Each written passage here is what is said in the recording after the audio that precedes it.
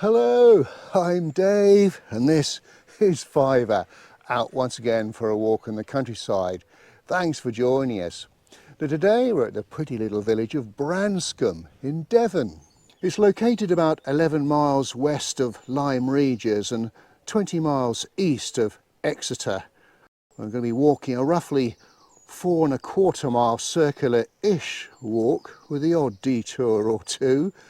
We'll look at a few things in the village, including the church and the pub, before heading north past some disused quarries.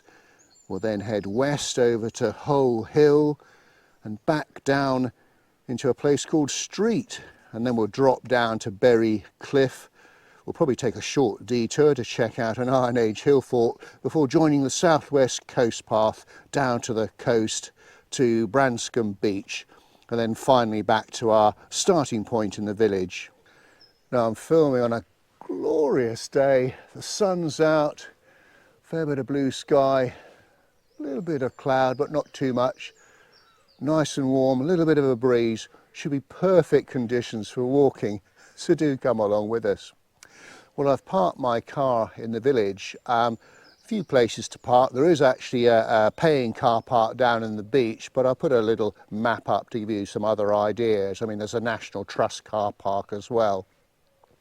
Before I start, a little bit about Branscombe. I've been reading this delightful book by Tom Fort called Channel Shore, and basically it describes his little journey along the channel. Basically, but he did come across Branscombe, and forgive me if I just read a paragraph. Devon is often too lovely for its own good. At Branscombe, 3 wooded vales come together in a straggling village of low, ancient stone dwellings with creepers and roses around their doors and little walled cottage gardens outside. A tiny stream twists through it and finds the sea through a gently shelving beach with a thatched cafe beside it. With the sea on one side and green fields broken by woods to the other, Branscombe is perfect. Lovely. Okay, well, let's go for an exploration. We'll look at the village first. Well, what better place to start than the church? What a pretty church it is as well, the Church of St Winifred. There probably was a Saxon church here originally, but the present building originates from between 1133 and 1160, and it's cruciform in shape. The nave is Norman, and the transepts were added in the 13th century, and the chancel was rebuilt in the 14th century. And I believe that it's one of just 4 completely Norman church towers in Devon. I think it's got 6 bells. Interesting that it can't actually be seen from the coast, and some historians reckon that that's deliberate. The Saxons would have been looking for protection against possible Viking invaders.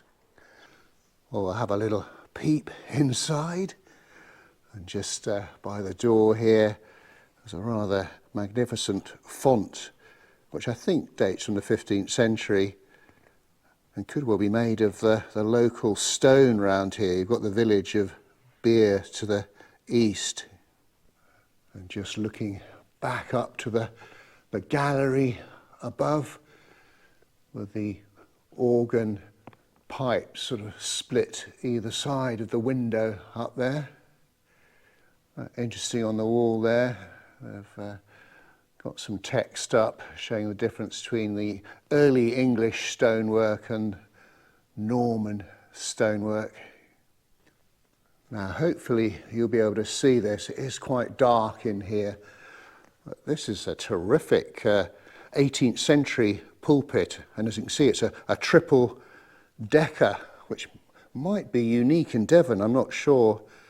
So the bottom bit was used for lessons, and then the middle bit for prayers, and the top bit for the sermon. And I'm just looking through to the chancel. Very bright with the sun coming through. It's still very much in the east at the moment. but I can't see that there are any stained glass windows. And I'm just standing underneath the tower, and yes, 3 sallies either side. Oh, actually there is one small stained glass window on the northern side, just inside the chancel, just noticed. And then finally looking back from the chancel through to the nave. What a delightful church. What a pretty scene looking back up to the church. The cottages on my right, got Spring Rise Cottage and Rose Church Cottage. Indeed, with some beautiful roses outside. A little diversion up a tiny lane to the north, and there's the old school built in 1878. And looks like it's still a school today. And this is the old forge with a lovely thatched roof. It's got origins from the 18th century. I think it's now looked after by the National Trust. I think I read that it's possibly the only remaining thatched forge in England. Whether that's true or not, I don't know. But look in front here, the remains of, well, you can see where they would have made wheels there, I guess, using that circular bit. And there's the old bakery. I think it closed as a bakery in 1987, and it's now a National Trust tea room. I love the thatch there. Right next to the old bakery, there's a little visitor information centre, all set out by the National Trust, that basically tells you all about the history of the village, which is a lovely idea. And look, there's some information boards on the side there with some splendid old photographs. We're just passing by the village hall, Brannock Hall. It started life as a First World War army hut and was bought for the village in the 1920s and then was replaced in the 1970s. Brannock was either an 8th century landowner or the name of a 6th century Welsh saint who founded a monastery at Branscombe in North Devon, known in Saxon times as Brannock Minster. And if it is his name that gives the origin to Branscombe, then it might suggest an early religious foundation here by St Brannock. But the experts aren't 100% sure either way. Of course, the name Branscombe, well, gets its name from Brannock and Combe for valley. So basically Brannock's Valley. And right next to the village hall, a quite enchanting little wishing well called Brannock's Well. Well, Branscombe is considered by many folk to be one of the prettiest villages in East Devon, and it basically started life as a fishing village with lace making as another industry. But these days it's farming and tourism that are the main industries. And I was reading that in 2009 something like over half of the population were aged over 50. Oh, I can just about see the sea through the bottom of the valley there, but we won't be seeing that just yet. That's something to look forward to towards the end of the walk. Aha, there's the Mason's Arms, and there's been a building here since the 14th century. Certainly there are quite a few quarries around these parts, so stone workers certainly would have needed refreshment. Apparently this high street is over a mile long and basically meanders through a spectacular valley. And I have seen it referred to as perhaps being the longest village in the country. Okay, well, we're at the square in Branscombe. Now the beach is just to the south, but as I say, we're seeing that much later on the walk. We're now going to head in a sort of northwesterly direction out of the village.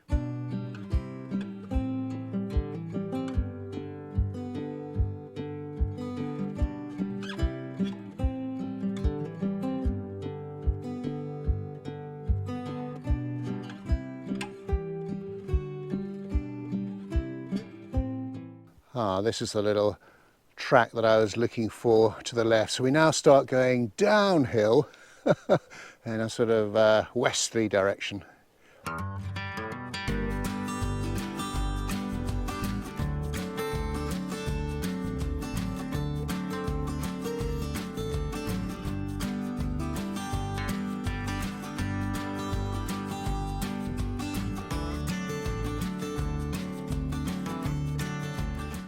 I've just been enjoying a lovely little shaded section of the walk. It's only about 9:30 now, quite warm already. It's predicted to get very hot this afternoon, but hopefully our walk should be over by about lunchtime, so we should be okay. But I've got plenty of water for myself and Fiver.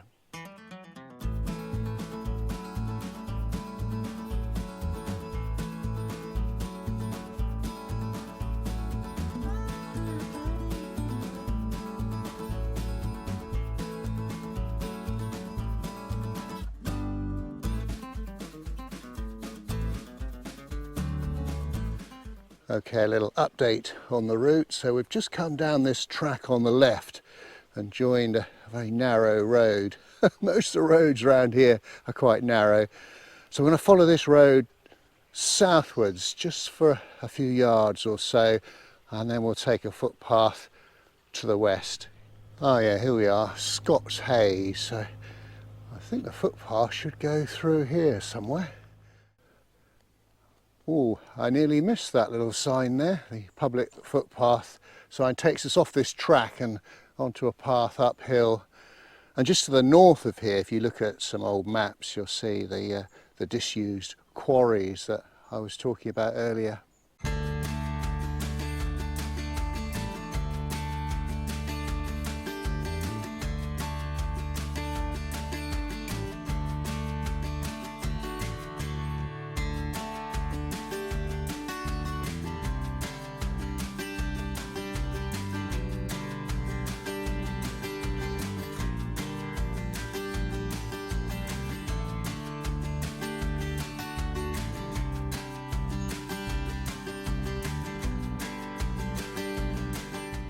I'll tell you, we're starting to get some cracking views now. We're on higher ground and certainly can see the sea much more clearly now. A great spot just to take those views in.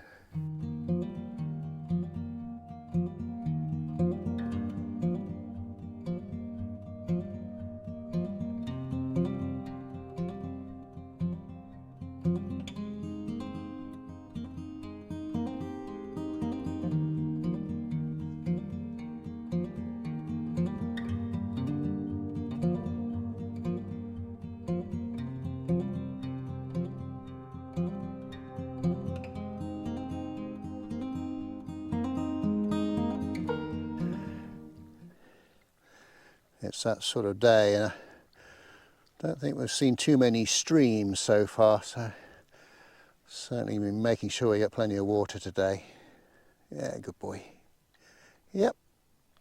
Well, another little stop to take in some views. This is looking, I suppose, over to the northwest. Of course, grass so brown now. We've had such a dry summer.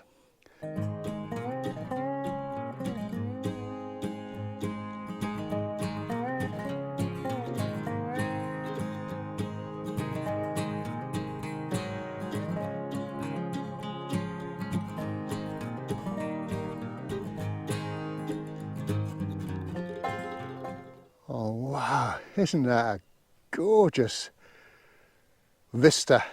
Sort of the valley with the houses either side and the woods. Beautiful.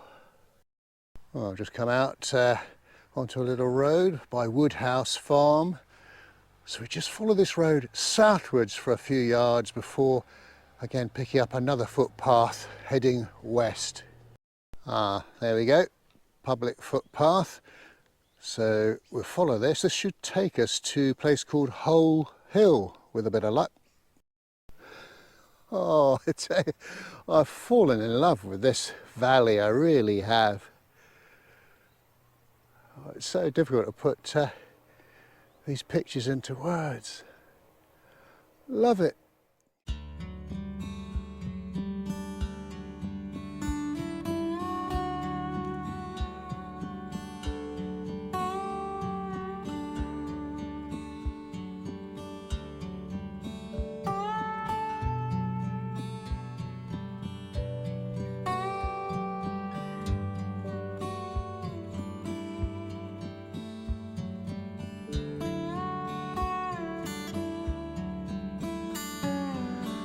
I tell you, this footpath that we're following down into the valley is not a well used one, but we can just about make it out. Good fun. I'm basically sending Fiver ahead and I'm following. Well, we've made our way down the valley, over a stream and up the other side. And this pretty little cottage is whole house. Quite idyllic, isn't it? Actually, I think that's just a little annex to it, because that must be the whole house over there. A quite magnificent front door. Whew. Another little update, another uphill bit. I think we're close to a place called Whole Pits, and then it looks like we've been following something called the East Devon Way link. Anyway, our next section should take us southwards towards a little place called Street. Well, we're now just going to drop down into the little area known as Street, down in the valley there, and then I think we then carry on uphill on the other side of the valley to eventually make our way to the southwest coast path. Anyway, let's have a look and see what's in Street.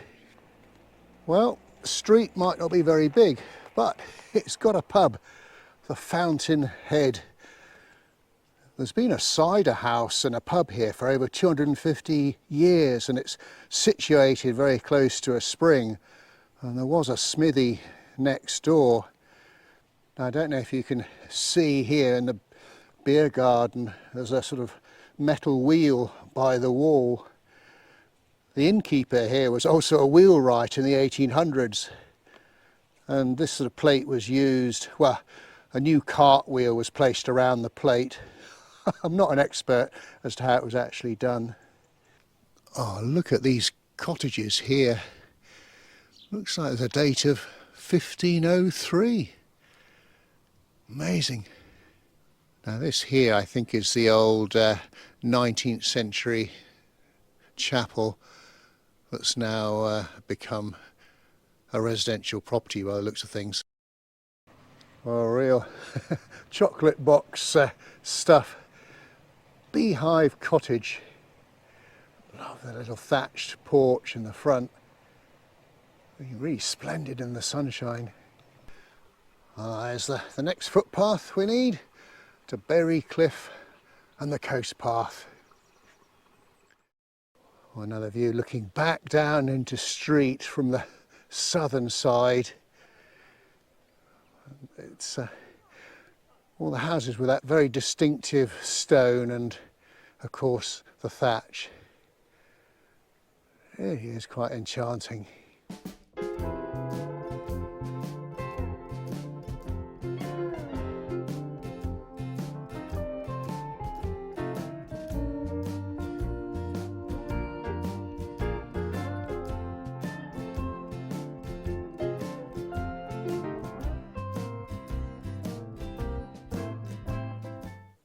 Well, I'm very close now to the edge of Branscombe Down and about to join an old friend of ours, the Southwest Coast Path.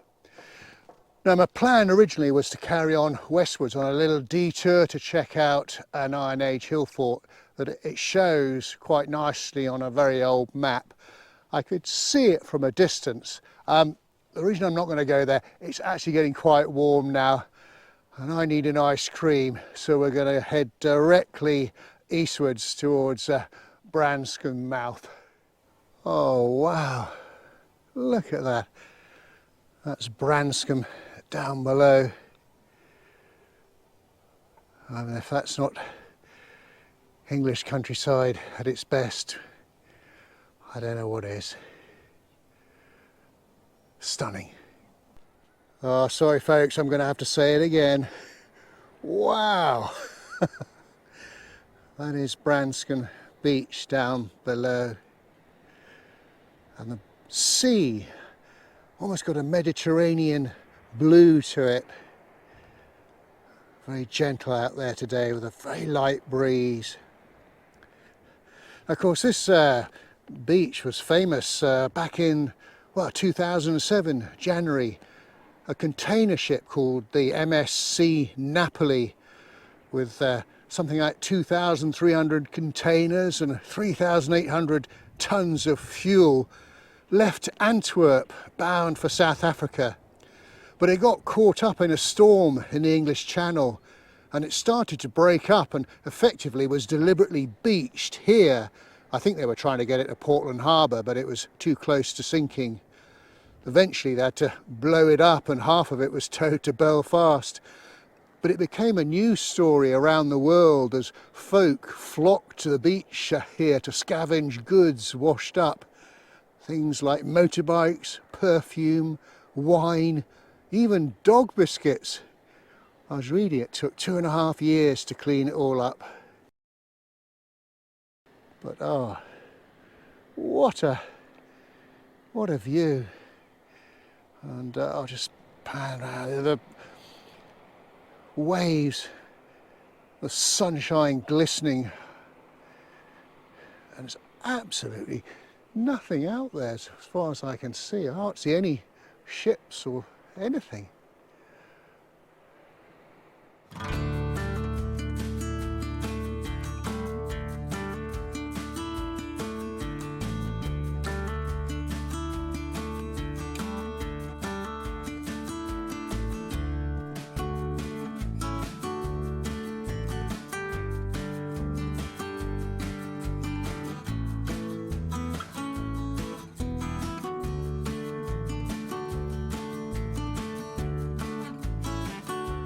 Well, just before we hit the beach, a couple of things to look at.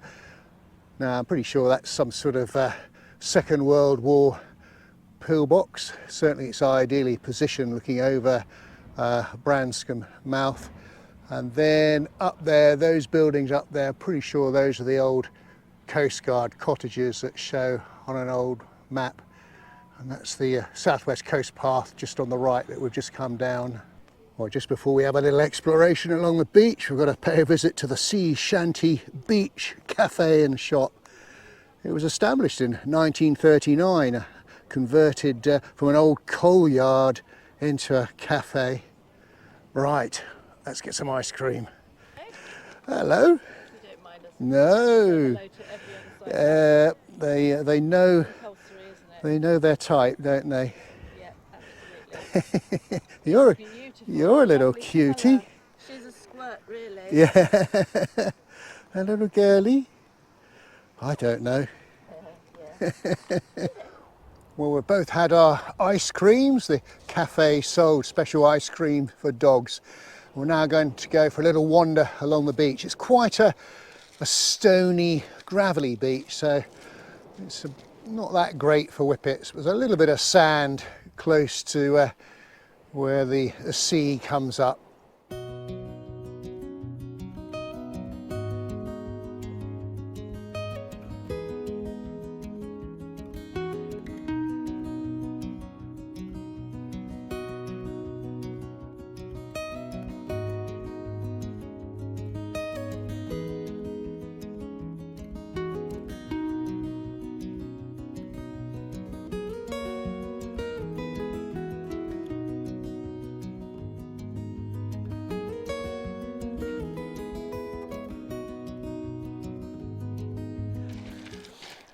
Oh, now he's being really brave. It's actually fresh water. It's the river that flows down the valley into the sea here. Nice and refreshing. Get the pores nice and cool and some fresh water. So that's good, Dad. Just what the doctor ordered. Now I think I'm right in saying that dogs are allowed on the beach all year round. There's just a little bit of a restricted area, I think 150 metres either side of the flagpole by the cafe. A cute little weir. But I think this river comes down from where the mill used to be. I'm not 100% sure what it's called. Oh, he's getting brave now. So I tell him there's some fish in there. Nah, better not. We're now very much on the homeward leg. We've left the beach, heading north back into Branscombe. I think we pass the old mill on the way back.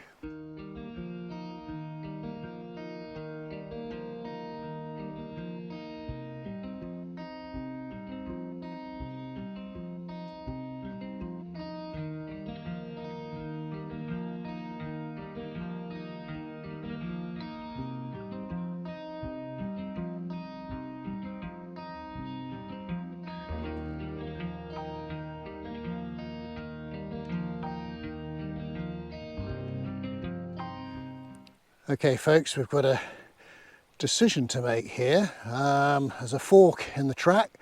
We either go to the left, which takes us past the mill, or we go to the right to the Mason's Arms pub.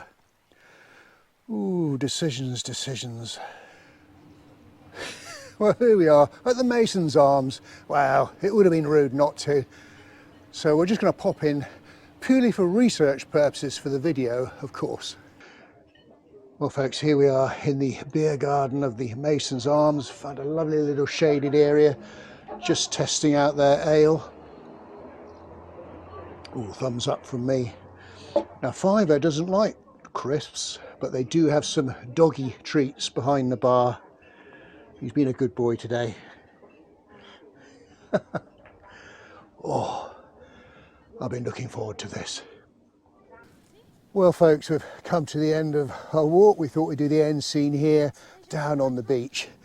We hope you enjoyed it. If you did, please do give us a thumbs up and a like, and do leave a comment, and do check out our Facebook page, Dave's Countryside Walks.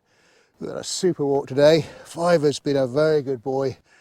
And what better way to end some ice cream. So this is special doggy ice cream. And I've got some blackcurrant in clotted cream. So until we meet again, thanks for watching and cheerio. Right, there should be a little spoon in here. You're enjoying that. Delicious.